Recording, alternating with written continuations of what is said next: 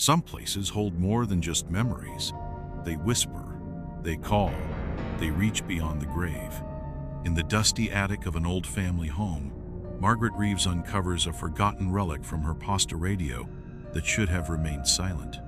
But when the static crackles to life, so does a voice she thought she'd never hear again. A voice that shouldn't be there.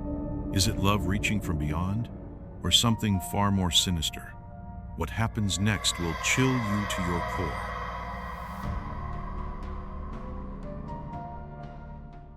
In 1963, Margaret Reeves stood in the dusty attic of her family home, a place that hadn't been visited in years. The scent of old wood, musty books, and forgotten memories filled the air. She wiped her brow, the afternoon sun slanting through the small window, casting a faint light onto the scattered boxes and remnants of her past.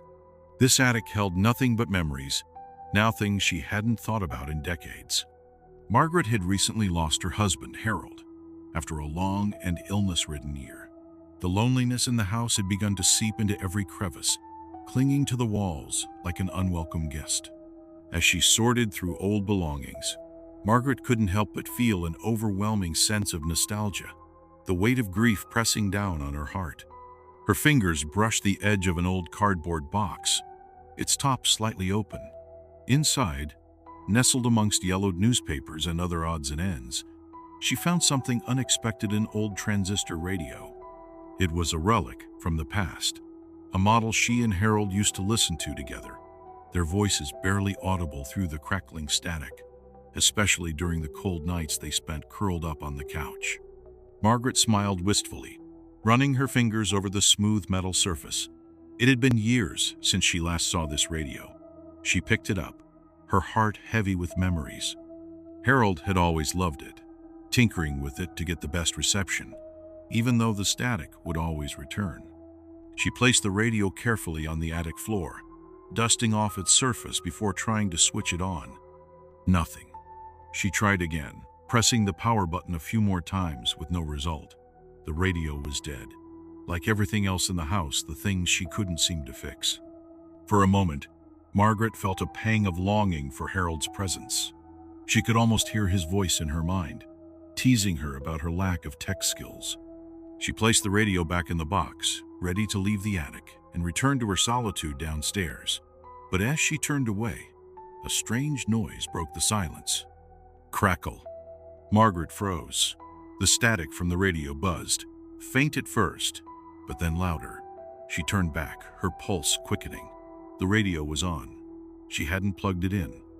Her hands trembled as she reached for it again, feeling a cold chill creep over her. The static intensified, a hissing sound that almost felt like it was alive, stretching across the silence of the attic. Then, to her horror, a whisper broke through. "Margaret, it's me." Her breath caught in her throat. That voice, the voice she knew all too well. It was Harold, the man she loved, now gone for over a year. Her eyes went wide with disbelief. She glanced at the radiono cord. No power source. The radio wasn't plugged in. It couldn't possibly be working. Yet the voice, unmistakable and familiar, continued. "Margaret, it's me." Her fingers clutched the radio in a panic, trying to make sense of what was happening. The dials on the radio began to turn by themselves, the sound of each crackle sending chills down her spine. She was rooted to the spot, unable to move, unable to scream. "Come closer." The voice was soft, like a whisper on the wind, but with a pleading tone that Margaret couldn't ignore. She felt a compulsion to obey, as if some invisible force was pulling her in. Her heart raced, and her eyes darted to the attic door, but she didn't dare move. What if she was imagining this? The radio hummed louder now, filling the attic with a low, vibrating noise that felt unnatural. "Come closer." The words echoed in her mind, a phantom pull she couldn't resist. Her chest tightened, her body unwilling to follow. Yet she found herself moving closer to the radio. The dial continued to spin, faster now, and the voice grew more desperate, more commanding. "Come closer. It's safe. Come closer." Margaret's breath hitched. It felt like the air had thickened around her, like something was reaching out from the other side, pulling her in. But then, something shifted. The radio crackled one last time, louder than before, and then suddenly, it went silent. Margaret froze, staring at the radio, her breath coming in shallow gasps. She looked around, expecting to see Harold standing in the doorway, his familiar smile waiting for her. But the attic was empty. The radio was silent, its dial unmoving. Margaret slowly stepped back from the radio, shaking her head as if to clear the fog in her mind. Her heart pounded in her chest, each beat echoing through her veins. She reached down to turn off the radio, but the dial turned by itself, as though something or someone was guiding it. The voice returned, softer this time. "Margaret, come closer." It was Harold's voice. She knew it. She couldn't deny it. But how? She was certain he was gone. She had watched him take his last breath. Her world had crumbled when she lost him. And yet, this voice, this sound, this presence felt so real.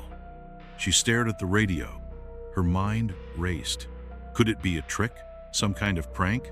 But how could that explain the radio turning on by itself? The unexplainable static, the voice she could never forget. Margaret felt the hairs on her neck stand on end. The room seemed colder now, colder than it had ever been. Her breath clouded in front of her face, and she felt a sudden shiver run through her body. She reached for the radio again, her fingers brushing its cool surface. Click. The static returned. But this time, the voice was different. It wasn't just a whisper anymore. It was a demand. "Come closer, Margaret." Margaret's body stiffened. It wasn't the voice of her husband anymore. It was something else, something darker. Her pulse quickened. She wanted to run, to leave the attic and never look back. But her feet wouldn't move. She was paralyzed, trapped in the grip of something she couldn't explain. The temperature dropped further, and she could see her breath in the cold air. She reached out and grabbed the radio, attempting to smash it, to silence whatever was speaking to her. But the dial kept turning. It was as though the radio was alive, its presence stronger than hers. Suddenly, there was a loud pop, and the radio went silent once again, but it wasn't over. When Margaret looked down, she saw something that made her heart stop. Harold's wedding ring. It was lying on the floor where the radio had been moments before. Margaret's heart pounded as she bent down to pick up the ring. Her hands shook violently. Harold's ring. The same one he had worn for years, the one she had placed on his finger on their wedding day. How was it possible that it was here, in the attic? After everything that had happened, her chest tightened. She remembered the last day she had spent with Harold. He had been in pain, his body failing him, but his smile had been the same. Even in the face of death, he had smiled at her, comforting her, telling her everything would be okay. She had clung to that last memory, the last words he spoke. "I'll always be with you, Margaret." Tears welled in her eyes. She closed her hand around the ring, the weight of it a reminder of everything she had lost. But the radio, the voice, had it been Harold trying to reach her? Or was something else using his voice to torment her, to lure her in? She looked at the radio again, but now it seemed almost harmless. It was just a radio after all. Yet, she couldn't shake the feeling that something was lurking, something she couldn't see. Just as she was about to leave the attic, the radio crackled once more. Margaret's heart skipped a beat. This time the voice was louder, more urgent. "Margaret." But this time, it wasn't Harold's voice. It wasn't even a voice at all. It was a scream. Margaret dropped the ring, her body shaking uncontrollably as the sound filled the room, echoing off the walls, growing louder and louder until it was deafening. The radio rattled, the static rising to an unbearable level. She couldn't move. Her body was frozen in fear. And then, suddenly, everything went silent. She blinked. Everything around her was still, but the air felt wrong. The temperature had dropped even further. And then, Margaret saw a figure standing in the corner of the attic. its face obscured, but its presence unmistakable. She couldn't breathe, she couldn't move, and the figure stepped closer. The last thing Margaret saw was a hand reaching out for her, cold, lifeless, and unfamiliar. And then, the attic was silent once more. If you're still watching, you're brave. But what do you think? Was Margaret truly hearing her husband, or was something else using his voice? Let me know in the comments, hit like if this story gave you chills, and subscribe for more haunted tales. Stay spooky.